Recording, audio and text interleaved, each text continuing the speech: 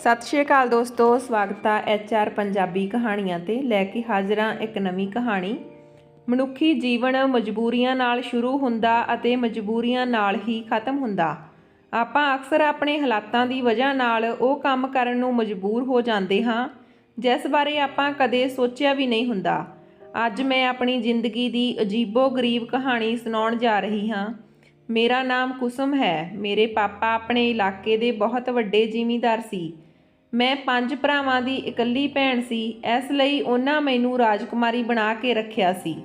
ਜ਼ਿੰਦਗੀ ਬਹੁਤ ਖੂਬਸੂਰਤ ਸੀ, ਪਰ ਮੈਨੂੰ ਕੀ ਪਤਾ ਸੀ ਕਿ ਇੱਕ ਦਿਨ ਸਭ ਕੁਝ ਖਤਮ ਹੋ ਜਾਵੇਗਾ ਤੇ ਮੈਂ ਅਰਸ਼ ਤੋਂ ਫਰਸ਼ ਤੇ ਆ ਜਾਊਂਗੀ। ਇਹ ਗਰਮੀਆਂ ਦੀ ਗੱਲ ਆ। ਮੇਰੇ ਸਭ ਤੋਂ ਵੱਡੇ ਭਰਾ ਦਾ ਵਿਆਹ ਸੀ। ਵਿਆਹ ਦੀਆਂ ਤਿਆਰੀਆਂ ਜ਼ੋਰਾਂ ਸ਼ੋਰਾਂ ਤੇ ਚੱਲ ਰਹੀਆਂ ਸੀ। ਮੈਨੂੰ ਬਹੁਤ ਖੁਸ਼ੀ ਸੀ। ਵਿਆਹ ਦੇ ਹਫ਼ਤੇ ਪਹਿਲਾਂ ਭਾਬੀ ਦਾ ਸਮਾਨ ਪੇਕੇ ਵਾਲੇ ਛੱਡਣ ਆਏ ਸੀ। ਉਹਨਾਂ ਦਾ ਸਵਾਗਤ ਮੇਰੇ ਮੰਮੀ ਪਾਪਾ ਨੇ ਕੀਤਾ ਸੀ। ਮੈਂ ਉਹਨਾਂ ਵਿੱਚ ਨਹੀਂ ਗਈ ਕਿਉਂਕਿ ਲੜਕੀਆਂ ਦਾ ਕੋਈ ਕੰਮ ਨਹੀਂ ਸੀ, ਪਰ ਮੈਨੂੰ ਕੀ ਪਤਾ ਸੀ ਕਿ ਕਿਸੇ ਦੀ ਨਜ਼ਰ ਮੇਰੇ ਉੱਤੇ ਪੈ ਚੁੱਕੀ ਆ ਤੇ ਹੁਣ ਮੇਰੀ ਜ਼ਿੰਦਗੀ ਤਬਾਹ ਹੋਣ ਵਾਲੀ ਆ। ਮੈਂ ਤਾਂ ਆਪਣੀ ਮੌਜ ਮਸਤੀ ਵਿੱਚ ਸੀ। ਮਹਿਮਾਨ ਚਲੇ ਗਏ ਤੇ ਮੈਂ ਭਾਬੀ ਦਾ ਸਮਾਨ ਦੇਖਣ ਲੱਗੀ। ਇੱਕ ਤੋਂ ਵੱਧ ਕੇ ਇੱਕ ਚੀਜ਼ ਸੀ। ਮੰਮੀ ਬਹੁਤ ਖੁਸ਼ ਹੋਈ ਸੀ ਤੇ ਕਹਿਣ ਲੱਗੀ, ਗੁੰਜਣ ਦੇ ਪੇਕਿਆਂ ਨੇ ਇੰਨਾ ਵਧੀਆ ਸਮਾਨ ਦਿੱਤਾ ਕਿ ਆਪਣੇ ਸਾਰੇ ਪਾਸੇ ਨੱਕ ਉੱਚੀ ਹੋ ਗਈ। ਮੰਮੀ ਦੀ ਗੱਲ ਸੁਣ ਕੇ ਮੈਂ ਹੈਰਾਨ ਹੋ ਗਈ ਕਿ ਇਸ ਤਰ੍ਹਾਂ ਭਲਾ ਕਿਸੇ ਦੀ ਦੌਲਤ ਸ਼ੋਹਰਤ ਨਾਲ ਆਪਾਂ ਉੱਚੇ ਕਿਵੇਂ ਹੋ ਸਕਦੇ ਹਾਂ। ਪਰ ਇਹ ਸਾਰੀਆਂ ਗੱਲਾਂ ਮੈਂ ਆਪਣੇ ਆਪ ਨਾਲ ਹੀ ਕਰ ਰਹੀ ਸੀ। ਜੇ ਮੈਂ ਇਹ ਸਭ ਮੰਮੀ ਨੂੰ ਕਹਿ ਦਿੰਦੀ ਤਾਂ ਉਹ ਮੇਰੇ ਨਾਲ ਨਾਰਾਜ਼ ਹੋ ਜਾਂਦੀ ਤੇ ਕਹਿੰਦੀ, ਕੁਸਮ ਤੂੰ ਆਪਣੀ ਪੜ੍ਹਾਈ ਦਾ ਰੋਹਬ ਮੇਰੇ ਤੇ ਨਾ ਝਾੜਿਆ ਕਰ। ਖੈਰ, ਮੈਂ ਫਿਰ ਤੋਂ ਵਿਆਹ ਦੀਆਂ ਤਿਆਰੀਆਂ ਵਿੱਚ ਲੱਗ ਗਈ। ਇੱਕ ਦਿਨ ਕੰਮ ਕਰਦੀ ਕਰਦੀ ਨੂੰ ਰਾਤ ਦੇ 11 ਵੱਜ ਗਏ ਤੇ ਮੈਂ ਆਪਣੇ ਕਮਰੇ ਵਿੱਚ ਸੌਣ ਲਈ ਆ ਗਈ। ਬਿਸਤਰੇ ਤੇ ਪਈ ਤੇ ਫੌਰਨ ਮੈਨੂੰ ਨੀਂਦ ਆ ਗਈ। ਅਜੇ ਮੈਂ ਅੱਧੀ ਨੀਂਦ ਵਿੱਚ ਹੀ ਸੀ ਕਿ ਮੈਨੂੰ ਮਹਿਸੂਸ ਹੋਇਆ ਕਿ ਮੈਨੂੰ ਕੋਈ ਦੇਖ ਰਿਹਾ। ਮੈਂ ਹੜਬੜਾ ਕੇ ਉੱਠੀ। ਕਮਰੇ ਵਿੱਚ ਹਨੇਰਾ ਸੀ। ਮੈਨੂੰ ਲੱਗਿਆ ਕੋਈ ਭੂਤ ਪ੍ਰੇਤ ਦਾ ਸਾਇਆ ਖੜਾ। ਮੈਂ ਡਰ ਗਈ ਤੇ ਉੱਚੀ ਉੱਚੀ ਚੀਕਾਂ ਮਾਰਨ ਲੱਗੀ। ਮੇਰੀਆਂ ਚੀਕਾਂ ਸੁਣ ਕੇ ਘਰ ਦੇ ਸਾਰੇ ਲੋਕ ਮੇਰੇ ਕਮਰੇ ਵਿੱਚ ਆ ਗਏ, ਪਰ ਉਹ ਸਾਇਆ ਅਜੇ ਵੀ ਜਿਉਂ ਦਾ ਤਿਉਂ ਮੇਰੇ ਕਮਰੇ ਵਿੱਚ ਖੜਾ ਸੀ। ਮੈਂ ਉਸ ਨੂੰ ਸਾਫ਼ ਦੇਖ ਸਕਦੀ ਸੀ। ਘਰਦਿਆਂ ਨੇ ਆ ਕੇ ਮੇਰੇ ਕਮਰੇ ਦੀ ਲਾਈਟ ਜਗਾਈ ਤਾਂ ਦੇਖਿਆ ਮੇਰੇ ਸਾਹਮਣੇ ਇੱਕ ਲੜਕਾ ਖੜਾ ਸੀ। ਮੇਰੇ ਘਰ ਦੇ ਦੇਖ ਕੇ ਉਸ ਨੂੰ ਹੈਰਾਨ ਰਹਿ ਗਏ। ਮੈਂ ਭੱਜ ਕੇ ਆਪਣੇ ਪਾਪਾ ਦੇ ਗਲੇ ਲੱਗ ਗਈ ਤੇ ਕਿਹਾ, ਮੈਨੂੰ ਬਚਾ ਲਓ, ਪਤਾ ਨਹੀਂ ਕੌਣ ਆ। ਮੇਰੇ ਪਾਪਾ ਗੁੱਸੇ ਵਿੱਚ ਆ ਕੇ ਉਸ ਲੜਕੇ ਨੂੰ ਬੋਲੇ, ਤੂੰ ਮੇਰੀ ਬੇਟੀ ਦੇ ਕਮਰੇ ਵਿੱਚ ਕੀ ਕਰ ਰਿਹਾ? ਉਹ ਲੜਕਾ ਬੋਲਿਆ, ਅੰਕਲ ਜੀ, ਤੁਸੀਂ ਮੈਨੂੰ ਪਛਾਣਿਆ ਨਹੀਂ। ਮੈਂ ਉਸ ਦਿਨ ਦਾਜ ਦਾ ਸਮਾਨ ਛੱਡਣ ਆਇਆ ਸੀ। ਮੈਂ ਤੁਹਾਡੀ ਬਹੂ ਗੁੰਜਣ ਦਾ ਕਜ਼ਨ ਆ। ਉਸ ਦਿਨ ਜਦੋਂ ਮੈਂ ਘਰ ਜਾਣ ਲੱਗਿਆ ਤਾਂ ਕੁਸਮ ਨੇ ਮੈਨੂੰ ਇੱਕ ਪਰਚੀ ਦਿੱਤੀ ਸੀ ਜਿਸ ਉੱਤੇ ਨੰਬਰ ਲਿਖਿਆ ਸੀ ਅਤੇ ਨਾਲ ਇਹ ਵੀ ਲਿਖਿਆ ਸੀ ਕਿ ਤੂੰ ਰਾਤ ਨੂੰ ਫੋਨ ਜ਼ਰੂਰ ਕਰਨਾ। ਮੈਂ ਕੁਸਮ ਨੂੰ ਫੋਨ ਕੀਤਾ ਤਾਂ ਉਹ ਮੈਨੂੰ ਬੋਲੀ, ਤੂੰ ਮੈਨੂੰ ਪਹਿਲੀ ਨਜ਼ਰ ਵਿੱਚ ਹੀ ਪਸੰਦ ਆ ਗਏ ਹੋ। ਮੈਂ ਤੇਰੇ ਨਾਲ ਦੋਸਤੀ ਕਰਨਾ ਚਾਹੁੰਦੀ ਹਾਂ। ਤੇ ਅੰਕਲ ਜੀ, ਤੁਸੀਂ ਤਾਂ ਜਾਣਦੇ ਹੀ ਹੋ, ਜਦੋਂ ਲੜਕੀਆਂ ਖੁਦ ਹੀ ਅੱਗੋਂ ਕਹਿਣ ਲੱਗ ਜਾਣ ਕਿ ਅਸੀਂ ਫ੍ਰੀ ਹਾਂ, ਲੜਕੇ ਦੇ ਕੋਲ ਆਉਣ ਦੀ ਕੋਸ਼ਿਸ਼ ਕਰਨ, ਫਿਰ ਲੜਕੇ ਕਿੱਥੇ ਪਿੱਛੇ ਹਟਦੇ ਆ। ਕੁਸਮ ਨੇ ਮੈਨੂੰ ਆਪਣੇ ਕਮਰੇ ਵਿੱਚ ਪਹਿਲਾਂ ਵੀ 2 ਵਾਰ ਬੁਲਾ ਚੁੱਕੀ ਆ। ਉਹ ਮੈਨੂੰ ਕਹਿੰਦੀ ਆ ਕਿ ਤੂੰ ਮੇਰੇ ਮਾਂ-ਬਾਪ ਨਾਲ ਮੇਰੇ ਰਿਸ਼ਤੇ ਦੀ ਗੱਲ ਕਰ। ਮੈਂ ਤੇਰੇ ਨਾਲ ਵਿਆਹ ਕਰਨਾ ਚਾਹੁੰਦੀ ਆ। ਮੈਂ ਉਸ ਨੂੰ ਕਿਹਾ ਕਿ ਮੈਨੂੰ ਆਪਣੀ ਜ਼ਿੰਦਗੀ ਬਹੁਤ ਪਿਆਰੀ ਆ। ਮੈਂ ਖੁਦ ਅਜਿਹਾ ਨਹੀਂ ਕਰ ਸਕਦਾ, ਪਰ ਮੈਂ ਆਪਣੇ ਮੰਮੀ ਪਾਪਾ ਨੂੰ ਭੇਜ ਦਿਆਂਗਾ। ਤੇ ਹੁਣ ਇਹ ਸੁਣ ਕੇ ਇਸਨੇ ਚੀਕਣਾ ਸ਼ੁਰੂ ਕਰ ਦਿੱਤਾ ਕਿ ਤੂੰ ਬਹਾਨੇ ਬਣਾ ਰਿਹਾ, ਤੂੰ ਮੇਰੇ ਨਾਲ ਵਿਆਹ ਨਹੀਂ ਕਰਵਾਉਣਾ ਚਾਹੁੰਦਾ।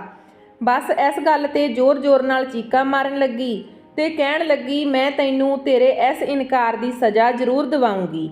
ਮੈਂ ਚਾਹੁੰਦਾ ਤਾਂ ਇਸ ਦੇ ਚੀਕਣ ਤੇ ਡਰ ਕੇ ਭੱਜ ਵੀ ਸਕਦਾ ਸੀ, ਪਰ ਮੈਂ ਨਹੀਂ ਭੱਜਿਆ ਕਿਉਂਕਿ ਅਸੀਂ ਇੱਕ ਦੂਜੇ ਨੂੰ ਬਹੁਤ ਪਿਆਰ ਕਰਦੇ ਹਾਂ ਤੇ ਇਸ ਵਿੱਚ ਡਰਨ ਵਾਲੀ ਕਿਹੜੀ ਗੱਲ ਆ। ਹੁਣ ਤਾਂ ਆਪਾਂ ਰਿਸ਼ਤੇਦਾਰ ਵੀ ਹੋ ਗਏ ਹਾਂ। ਮੈਂ ਕੱਲ੍ਹ ਨੂੰ ਹੀ ਆਪਣੇ ਮੰਮੀ ਪਾਪਾ ਨੂੰ ਭੇਜ ਦਿਆਂਗਾ।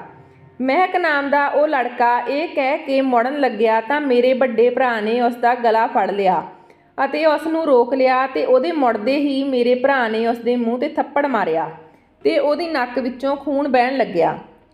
ਉਹਦੀ ਨੱਕ ਵਿੱਚੋਂ ਖੂਨ ਵਹਿੰਦਾ ਦੇਖ ਮੈਂ ਹੋਸ਼ ਵਿੱਚ ਆਈ ਤੇ ਉਹਦੇ ਲਗਾਤਾਰ ਝੂਠ ਬੋਲਣ ਨਾਲ ਮੈਂ ਸਦਮੇ ਵਿੱਚ ਚਲੀ ਗਈ ਸੀ। ਮੇਰੇ ਮੂੰਹ ਵਿੱਚੋਂ ਨਿਕਲਿਆ, ਪਾਪਾ, ਇਹ ਲੜਕਾ ਝੂਠ ਬੋਲਦਾ। ਮੈਂ ਤਾਂ ਇਸ ਨੂੰ ਜਾਣਦੀ ਵੀ ਨਹੀਂ। ਇਹ ਕੌਣ ਆ ਜੋ ਮੇਰੇ ਤੇ ਇਲਜ਼ਾਮ ਲਗਾ ਰਿਹਾ? ਮੇਰਾ ਭਰਾ ਉਸ ਨੂੰ ਕੁੱਟਣ ਲੱਗਿਆ ਤੇ ਉਹ ਲੜਕਾ ਕੁੱਟ ਖਾਂਦਾ ਹੋਇਆ ਵੀ ਇਹੀ ਕਹਿ ਰਿਹਾ ਸੀ ਕਿ ਮੈਂ ਸੱਚ ਬੋਲ ਰਿਹਾ, ਝੂਠ ਨਹੀਂ ਕਹਿ ਰਿਹਾ। ਜੇ ਤੁਹਾਨੂੰ ਮੇਰੀ ਗੱਲ ਦਾ ਯਕੀਨ ਨਹੀਂ ਆਉਂਦਾ ਤਾਂ ਮੈਂ ਆਪਣੇ ਮਾਂ-ਬਾਪ ਦੀ ਕਸਮ ਖਾਣ ਨੂੰ ਤਿਆਰ ਹਾਂ। ਉਸ ਦੇ ਇੰਨਾ ਕਹਿੰਦੇ ਹੀ ਮੈਂ ਚੀਕ ਕੇ ਕਿਹਾ, ਤੂੰ ਕਿਉਂ ਆਪਣੇ ਮਾਂ-ਬਾਪ ਦੀ ਝੂਠੀ ਕਸਮ ਖਾਣ ਨੂੰ ਤਿਆਰ ਆ? ਉਹਨਾਂ ਨੇ ਤੈਨੂੰ ਇਸ ਦੁਨੀਆ ਵਿੱਚ ਲੈ ਕੇ ਆਂਦਾ। ਜੇ ਤੂੰ ਆਪਣੇ ਮਾਂ-ਬਾਪ ਦੀ ਝੂਠੀ ਕਸਮ ਖਾਏਗਾ ਤਾਂ ਤੇਰੀਆਂ 7 ਨਸਲਾਂ ਤਬਾਹ ਹੋ ਜਾਣਗੀਆਂ। ਕੁਝ ਤਾਂ ਸ਼ਰਮ ਕਰ। ਉਹ ਮੇਰੀ ਗੱਲ ਸੁਣ ਕੇ ਮੈਨੂੰ ਕਹਿਣ ਲੱਗਿਆ ਕਿ ਕੁਸਮ ਤੂੰ ਘਬਰਾ ਨਾ, ਮੈਂ ਸਾਰਾ ਕੁਝ ਠੀਕ ਕਰ ਲਊਂਗਾ। ਮੈਂ ਉਸ ਦੀਆਂ ਇਹ ਸਾਰੀਆਂ ਗੱਲਾਂ ਸੁਣ ਕੇ ਹੈਰਾਨ ਸੀ। ਉਸ ਨੇ ਮੇਰੇ ਭਰਾ ਨੂੰ ਕਿਹਾ, ਮੈਂ ਕੁਸਮ ਨੂੰ ਸਾਰਾ ਮਾਣ ਸਨਮਾਨ ਦੇਊਂਗਾ ਤੇ ਇੱਜ਼ਤ ਨਾਲ ਆਪਣੇ ਘਰ ਲੈ ਜਾਊਂਗਾ। ਤੁਸੀਂ ਪੰਡਤ ਨੂੰ ਸੱਦੋ ਤੇ ਸਾਡਾ ਵਿਆਹ ਕਰਵਾ ਦਿਓ। ਜੇ ਤੁਸੀਂ ਅਜਿਹਾ ਨਾ ਕੀਤਾ ਤਾਂ ਅਸੀਂ ਦੋਨੋਂ ਘਰੋਂ ਭੱਜ ਕੇ ਵਿਆਹ ਕਰਵਾ ਲਵਾਂਗੇ। ਮੇਰੇ ਪਾਪਾ ਨੇ ਮੈਨੂੰ ਕਹਿਰ ਦੀਆਂ ਨਜ਼ਰਾਂ ਨਾਲ ਦੇਖਿਆ ਤੇ ਮੈਨੂੰ ਧੱਕਾ ਦੇ ਕੇ ਪਰਾਂ ਕਰ ਦਿੱਤਾ। ਮੇਰਾ ਭਰਾ ਵੀ ਮੈਨੂੰ ਨਫ਼ਰਤ ਦੀਆਂ ਨਜ਼ਰਾਂ ਨਾਲ ਦੇਖਣ ਲੱਗਿਆ। ਮੇਰੇ ਪਾਪਾ ਗੁੱਸੇ ਵਿੱਚ ਬੋਲੇ ਕਿ ਇਸ ਤੋਂ ਚੰਗਾ ਸੀ ਕਿ ਇਹ ਪੈਦਾ ਹੀ ਨਾ ਹੁੰਦੀ। ਮੇਰਾ ਛੋਟਾ ਭਰਾ ਬੋਲਿਆ ਕਿ ਪਾਪਾ, ਇਸ ਕਮੀਨੀ ਨੂੰ ਮਾਰ ਕੇ ਇੱਥੇ ਹੀ ਦੱਬ ਦਿਓ। ਇਹ ਸੁਣ ਕੇ ਮੇਰੀ ਮੰਮੀ ਅੱਗੇ ਆਈ ਤੇ ਪਾਪਾ ਦੇ ਪੈਰਾਂ ਵਿੱਚ ਡਿੱਗ ਪਈ। ਉਸ ਨੇ ਕਿਹਾ ਕਿ ਇਸ ਨੂੰ ਸਜ਼ਾ ਹੀ ਦੇਣੀ ਆ ਤਾਂ ਇਸ ਲੜਕੇ ਨਾਲ ਇਸ ਦਾ ਵਿਆਹ ਕਰ ਦਿਓ ਤੇ ਇਸ ਨੂੰ ਇਸ ਘਰ ਵਿੱਚੋਂ ਦਫਾ ਕਰੋ। ਮੰਮੀ ਦੀ ਗੱਲ ਸੁਣ ਕੇ ਮੈਂ ਉੱਚੀ ਉੱਚੀ ਰੋਣ ਲੱਗੀ। ਮੈਂ ਮੰਮੀ ਨੂੰ ਕਿਹਾ, ਮੰਮੀ, ਮੈਂ ਇਸ ਲੜਕੇ ਨਾਲ ਵਿਆਹ ਨਹੀਂ ਕਰਾਉਂਗੀ ਕਿਉਂਕਿ ਮੈਂ ਇਸ ਨੂੰ ਜਾਣਦੀ ਤੱਕ ਨਹੀਂ। ਮੇਰੀ ਗੱਲ ਸੁਣ ਕੇ ਉਹ ਲੜਕਾ ਬੋਲਿਆ, ਤੂੰ ਕੀ ਕਹਿ ਰਹੀ ਆ ਕੁਸਮ? ਮੈਨੂੰ ਇਸ ਮੁਸ਼ਕਲ ਘੜੀ ਵਿੱਚ ਇਕੱਲਾ ਕਿਵੇਂ ਛੱਡ ਸਕਦੀ ਆ? ਪਰ ਮੈਨੂੰ ਤੇਰੇ ਤੇ ਪੂਰਾ ਵਿਸ਼ਵਾਸ ਆ ਕਿ ਤੂੰ ਇਹ ਡਰ ਦੀ ਵਜ੍ਹਾ ਨਾਲ ਕਹਿ ਰਹੀ ਆ। ਤੂੰ ਇੰਨੀ ਜਲਦੀ ਮੇਰੇ ਨਾਲ ਰਿਸ਼ਤਾ ਨਹੀਂ ਤੋੜ ਸਕਦੀ। ਤੂੰ ਤਾਂ ਮੇਰੇ ਨਾਲ ਘਰੋਂ ਭੱਜਣ ਲਈ ਵੀ ਤਿਆਰ ਸੀ। ਮਹਿਕ ਦੀਆਂ ਗੱਲਾਂ ਸੁਣ ਕੇ ਮੇਰੇ ਪਾਪਾ ਗੁੱਸੇ ਭਰੀਆਂ ਨਜ਼ਰਾਂ ਨਾਲ ਮੈਨੂੰ ਦੇਖਣ ਲੱਗੇ। ਉਹਨਾਂ ਦਾ ਇੰਨਾ ਗੁੱਸਾ ਦੇਖ ਕੇ ਮੈਂ ਸਹਿਮ ਗਈ। ਇਸ ਮੁਸ਼ਕਲ ਘੜੀ ਵਿੱਚ ਸਾਰੇ ਘਰਦਿਆਂ ਨੇ ਮੇਰੇ ਤੋਂ ਅੱਖਾਂ ਫੇਰ ਲਈਆਂ। ਮੇਰੇ ਘਰ ਦੇ ਮੇਰੇ ਤੇ ਵਿਸ਼ਵਾਸ ਕਰਨ ਦੀ ਬਜਾਏ ਉਸ ਅਜਨਬੀ ਲੜਕੇ ਦੀਆਂ ਗੱਲਾਂ ਵਿੱਚ ਆ ਗਏ। ਸਭ ਮਹਿਕ ਦੀਆਂ ਗੱਲਾਂ ਤੇ ਵਿਸ਼ਵਾਸ ਕਰ ਰਹੇ ਸੀ। ਮੈਂ ਅੰਦਰ ਹੀ ਅੰਦਰ ਰੋ ਰਹੀ ਸੀ। ਕਿਉਂ? ਮੈਂ ਇੱਕ ਲੜਕੀ ਸੀ, ਇਸ ਕਰਕੇ ਮੇਰੀਆਂ ਗੱਲਾਂ ਤੇ ਵਿਸ਼ਵਾਸ ਨਹੀਂ ਕਰ ਰਹੇ ਸੀ ਤੇ ਉਹ ਇੱਕ ਮਰਦ। ਚਰਿੱਤਰ ਦੀ ਗੱਲ ਆਏ ਤਾਂ ਔਰਤ ਦੇ ਚਰਿੱਤਰ ਤੇ ਉਂਗਲੀ ਪਹਿਲਾਂ ਉੱਠ ਜਾਂਦੀ ਆ ਤੇ ਮਰਦ ਬਚ ਜਾਂਦਾ। ਮੇਰੇ ਪਾਪਾ ਨੇ ਕਿਹਾ, ਪੰਡਤ ਨੂੰ ਬੁਲਾਓ ਅਤੇ ਇਸ ਦਾ ਵਿਆਹ ਕਰਕੇ ਇਸ ਨੂੰ ਘਰੋਂ ਕੱਢੋ। ਇਸ ਤੋਂ ਪਹਿਲਾਂ ਮੇਰੇ ਕੋਲੋਂ ਕੁਝ ਗਲਤ ਨਾ ਹੋ ਜਾਵੇ। ਮੈਂ ਆਪਣੇ ਪਾਪਾ ਦੇ ਪੈਰਾਂ ਵਿੱਚ ਡਿੱਗ ਗਈ ਤੇ ਕਿਹਾ, ਮੈਂ ਇਸ ਲੜਕੇ ਨਾਲ ਵਿਆਹ ਨਹੀਂ ਕਰਵਾਉਂਗੀ, ਚਾਹੇ ਤੁਸੀਂ ਮੈਨੂੰ ਮਾਰ ਦਿਓ।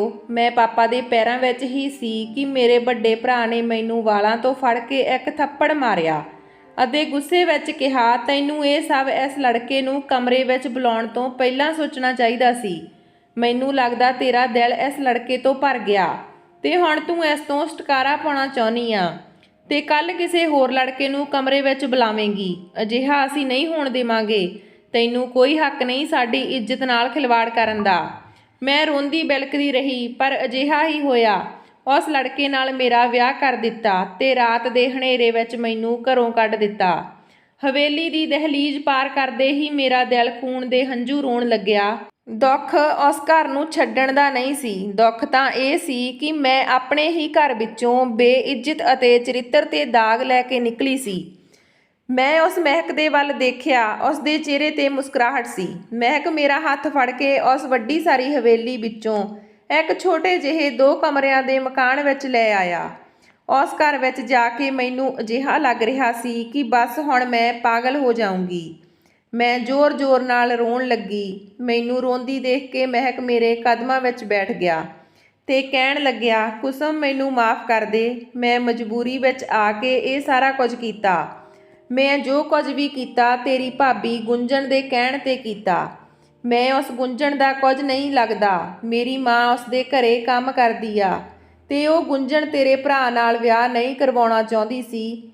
ਉਸ ਦੇ ਮਾਂ-ਬਾਪ ਉਸ ਦਾ ਧੱਕੇ ਨਾਲ ਵਿਆਹ ਕਰਵਾ ਰਹੇ ਸੀ। ਉਹ ਕਿਸੇ ਹੋਰ ਨੂੰ ਪਿਆਰ ਕਰਦੀ ਸੀ। ਉਸ ਨੇ ਮੈਨੂੰ ਕਿਹਾ, ਜੇ ਤੂੰ ਮੇਰਾ ਇਹ ਕੰਮ ਨਾ ਕੀਤਾ ਤਾਂ ਮੈਂ ਤੈਨੂੰ ਮਰਵਾ ਦੇਵਾਂਗੀ। ਉਸ ਨੇ ਕਿਹਾ ਸੀ, ਜੇ ਤੂੰ ਇਸ ਤਰ੍ਹਾਂ ਕਰ ਦਿੱਤਾ ਤਾਂ ਮੈਂ ਤੈਨੂੰ ਬਹੁਤ ਸਾਰੇ ਪੈਸੇ ਦੇਵਾਂਗੀ ਤੇ ਇਹ ਕਹਿ ਕੇ ਰਿਸ਼ਤਾ ਤੋੜ ਦੇਵਾਂਗੀ ਕਿ ਮੈਂ ਉਸ ਘਰ ਵਿਆਹ ਨਹੀਂ ਕਰਵਾਉਣਾ ਜਿਨ੍ਹਾਂ ਨੇ ਆਪਣੀ ਕੁੜੀ ਰਾਤੋਂ ਰਾਤ ਗਾਇਬ ਕਰ ਦਿੱਤੀ। ਮੈਂ ਬਹੁਤ ਗਰੀਬ ਹਾਂ, ਪਰ ਹੁਣ ਤੂੰ ਜੋ ਚਾਹੇ ਸਜ਼ਾ ਦੇ ਸਕਦੀ ਆ, ਪਰ ਹਾਂ, ਵਾਅਦਾ ਕਰਦਾ ਹਾਂ ਕਿ ਪੂਰੀ ਜ਼ਿੰਦਗੀ ਤੈਨੂੰ ਖੁਸ਼ ਰੱਖੂੰਗਾ। ਇਹ ਗੱਲ ਸੁਣਦਿਆਂ ਹੀ ਮੈਂ ਰੋਣ ਲੱਗੀ ਤੇ ਕਿਹਾ, ਹੁਣ ਮੇਰਾ ਸਭ ਕੁਝ ਖਤਮ ਹੋ ਗਿਆ। ਤੂੰ ਮੇਰਾ ਸਭ ਕੁਝ ਬਰਬਾਦ ਕਰ ਦਿੱਤਾ। ਮੇਰੇ ਮਾਂ-ਬਾਪ, ਮੇਰੇ ਭਰਾ, ਮੇਰੀ ਇੱਜ਼ਤ, ਮੇਰੇ ਸਾਰੇ ਸੁਪਨੇ ਤੋੜ ਦਿੱਤੇ। ਮਹਿਕ ਨੇ ਮੈਨੂੰ ਕਿਹਾ, ਤੂੰ ਜੋ ਕਹੇਂਗੀ ਮੈਂ ਉਹ ਤੇਰੇ ਲਈ ਕਰਨ ਨੂੰ ਤਿਆਰ ਹਾਂ। ਹੁਣ ਮੈਨੂੰ ਪਛਤਾਵਾ ਹੋ ਰਿਹਾ ਕਿ ਮੈਂ ਬਹੁਤ ਵੱਡੀ ਗਲਤੀ ਕੀਤੀ ਆ। ਮੈਂ ਉਸ ਨੂੰ ਕਿਹਾ, ਜੇ ਤੂੰ ਮੇਰੇ ਲਈ ਕੁਝ ਕਰਨਾ ਚਾਹੁੰਦਾ ਤਾਂ ਮੇਰੇ ਮਾਪਿਓ ਨੂੰ ਜਾ ਕੇ ਦੱਸ ਕਿ ਇਹ ਸਭ ਕੁਝ ਝੂਠ ਬੋਲਿਆ ਸੀ। ਮੇਰੀ ਗੱਲ ਸੁਣ ਕੇ ਮਹਿਕ ਬੋਲਿਆ, ਮੈਂ ਅਜਿਹਾ ਕਰਨ ਨੂੰ ਤਿਆਰ ਹਾਂ, ਪਰ ਤੂੰ ਦੱਸ ਇਹ ਕਰਨ ਨਾਲ ਫਾਇਦਾ ਕੀ ਹੋਵੇਗਾ? ਉਸ ਘਰ ਵਿੱਚ ਤੇਰੀ ਇੱਜ਼ਤ 2 ਕੌੜੀ ਦੀ ਵੀ ਨਹੀਂ। ਉਹਨਾਂ ਨੂੰ ਜੇ ਤੇਰੇ ਉੱਤੇ ਵਿਸ਼ਵਾਸ ਹੁੰਦਾ ਤਾਂ ਉਹ ਇੱਕ ਅਜਨਬੀ ਦੀ ਗੱਲ ਸੁਣ ਕੇ ਤੇਰਾ ਉਸ ਨਾਲ ਵਿਆਹ ਕਰ ਦਿੰਦੇ। ਜੇ ਉਹਨਾਂ ਦੇ ਦਿਲ ਵਿੱਚ ਤੇਰੇ ਲਈ ਥੋੜੀ ਬਹੁਤੀ ਇੱਜ਼ਤ ਜਾਂ ਵਿਸ਼ਵਾਸ ਹੁੰਦਾ ਤਾਂ ਉਹ ਮੇਰੀ ਗੱਲ ਦਾ ਵਿਸ਼ਵਾਸ ਕਰਦੇ। ਤੇਰੇ ਨਾਲ ਤਾਂ ਉਹਨਾਂ ਨੇ ਕਿੰਨੇ ਸਾਲ ਗੁਜ਼ਾਰੇ ਸੀ, ਮੈਨੂੰ ਤਾਂ ਉਹਨਾਂ ਨੇ ਕੁਝ ਮਿੰਟ ਹੀ ਦੇਖਿਆ ਸੀ। ਮਹਿਕ ਦੀਆਂ ਗੱਲਾਂ ਸੁਣ ਕੇ ਮੈਂ ਅੰਦਰ ਤੱਕ ਹਿੱਲ ਗਈ, ਕਿਉਂਕਿ ਮਹਿਕ ਠੀਕ ਹੀ ਤਾਂ ਕਹਿ ਰਿਹਾ ਸੀ। ਇਸ ਵਿੱਚ ਜਿੰਨੀ ਗਲਤੀ ਮਹਿਕ ਦੀ ਸੀ ਓਨੀ ਹੀ ਗਲਤੀ ਮੇਰੇ ਮਾਂ-ਬਾਪ ਦੀ ਵੀ ਸੀ। ਮੈਂ ਮਹਿਕ ਨੂੰ ਕਿਹਾ ਕਿ ਤੂੰ ਗੁੰਜਣ ਦੇ ਘਰ ਮੇਰੇ ਨਾਲ ਚੱਲੇਗਾ, ਤਾਂ ਉਸਨੇ ਕਿਹਾ ਉਹ ਆਪਾਂ ਨੂੰ ਮਾਰ ਦੇਊਗੀ। ਮੈਂ ਉਸ ਨੂੰ ਵਿਸ਼ਵਾਸ ਦਿਵਾਇਆ ਕਿ ਮੈਂ ਤੇਰੇ ਨਾਲ ਹਾਂ ਤੇ ਅਗਲੇ ਦਿਨ ਮੈਂ ਮਹਿਕ ਨੂੰ ਲੈ ਕੇ ਆਪਣੀ ਭਾਬੀ ਗੁੰਜਣ ਦੇ ਘਰੇ ਚਲੀ ਗਈ। ਉੱਥੇ ਮੇਰੇ ਮਾਂ-ਬਾਪ ਵੀ ਆਏ ਹੋਏ ਸੀ। ਜੋ ਮਹਿਕ ਕਹਿ ਰਿਹਾ ਸੀ ਉਹ ਸੱਚ ਸੀ। ਉਹ ਮੇਰੇ ਭਰਾ ਨਾਲ ਰਿਸ਼ਤਾ ਤੋੜ ਰਹੀ ਸੀ ਤੇ ਮੇਰੇ ਉੱਪਰ ਇਲਜ਼ਾਮ ਲਗਾ ਰਹੀ ਸੀ ਕਿ ਮੈਂ ਉਸ ਘਰ ਵਿਆਹ ਨਹੀਂ ਕਰਵਾਵਾਂਗੀ ਜਿਨ੍ਹਾਂ ਦੀ ਬੇਟੀ ਇੱਕ ਨੌਕਰ ਨਾਲ ਭੱਜ ਗਈ ਹੋਵੇ। ਮੇਰੇ ਮਾਂ-ਬਾਪ ਉਸ ਦੀਆਂ ਮਿੰਨਤਾਂ ਕੱਢ ਰਹੇ ਸੀ। ਮੈਂ ਤੇ ਮਹਿਕ ਨੇ ਜਾ ਕੇ ਉਹਨਾਂ ਨੂੰ ਸਾਰੀ ਸੱਚਾਈ ਦੱਸ ਦਿੱਤੀ, ਜੋ ਉਸਨੇ ਮਹਿਕ ਤੋਂ ਕਰਵਾਇਆ ਸੀ। ਮੇਰੇ ਮਾਂ-ਬਾਪ ਇਹ ਸਭ ਸੁਣ ਕੇ ਹੈਰਾਨ ਰਹਿ ਗਏ ਤੇ ਮੇਰੇ ਕੋਲ ਆ ਕੇ ਕਹਿਣ ਲੱਗੇ, ਬੇਟੀ ਸਾਨੂੰ ਮਾਫ਼ ਕਰ ਦੇ, ਸਾਡੇ ਤੋਂ ਬਹੁਤ ਵੱਡੀ ਗਲਤੀ ਹੋ ਗਈ। ਮੈਂ ਉਹਨਾਂ ਦੀ ਇੱਕ ਵੀ ਗੱਲ ਸੁਣੇ ਬਿਨਾਂ ਮਹਿਕ ਦਾ ਹੱਥ ਫੜ ਕੇ ਮਹਿਕ ਦੇ ਘਰ ਆ ਗਈ। ਸੋ ਦੋਸਤੋ, ਇਹ ਸੀ ਸਾਡੀ ਅੱਜ ਦੀ ਕਹਾਣੀ। ਮਿਲਦੇ ਹਾਂ ਨਵੀਂ ਕਹਾਣੀ ਦੇ ਨਾਲ। ਤਦ ਤੱਕ ਸਤਿ ਸ਼੍ਰੀ ਅਕਾਲ।